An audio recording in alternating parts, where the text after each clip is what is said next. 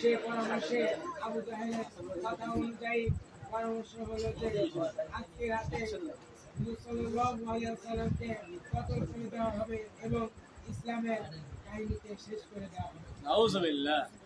আবু জাহেলের এই কথা অনুযায়ী আবু জাহেল বললেন যে সবাই সব গোত্র থেকে যেন একজন করে এই হামলায় উপস্থিত হয়, যাতে পরবর্তীতে এই হামলার কেউ বিরোধিতা করতে না পারে।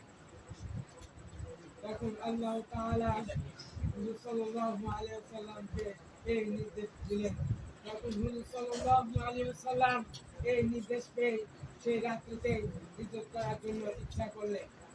হুজুর সাল্লাল্লাহু আলাইহি ওয়াসাল্লামের সাথে হযরত আবু বকর সিদ্দিক রাদিয়াল্লাহু তাআলা আনহু দেখা করছিলেন। তিনি আগে থেকে দুটি পত্নীও জোগাড় করে রেখেছিলেন।